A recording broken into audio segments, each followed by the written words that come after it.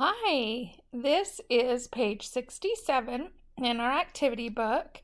We're still in our animal classification unit, but one of the things we're working on with this unit is compound sentences. Compound sentences means there's more than one subject or more than one predicate. So the first thing you're going to do, it shows it right here, is you'll draw a line to separate the subject and predicate.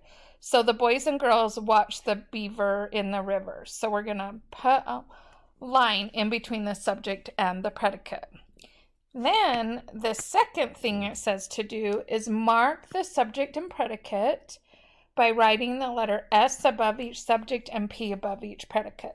So remember, the subject is who or what this sentence is about, and the predicate is what are they doing. So we have two subjects in this sentence. We have boys and girls, so those are each the subject, but there's only one predicate because they're both doing the same thing. They're watching the beaver in the river. And then the third thing it says to do is to draw two lines under the conjunction. So the conjunctions would be and, but, so, those types of words. And so we don't have one in this sentence. So because we don't have one in this sentence, we know it is not a compound sentence. The other way we know it's not a compound sentence is there's two subjects, but there's only one predicate. So to be a compound sentence, you need two subjects and two predicates. So if we look at number 2, the chicken sat on the eggs and then the eggs hatched. So we have one subject, but we have two predicates because, well, we actually have two subjects because it splits again here.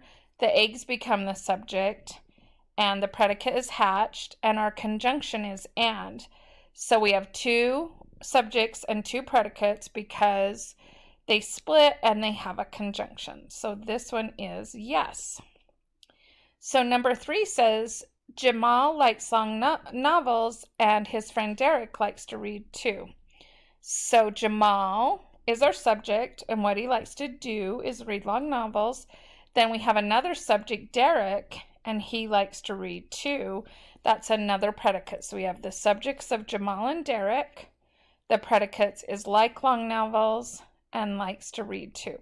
So that's two subjects, two things that they're doing.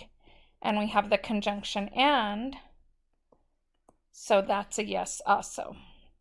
Okay, I'll do number 4 with you, and then I'm going to let you try the rest of the page. Mark and his classmates will write a report on mammals.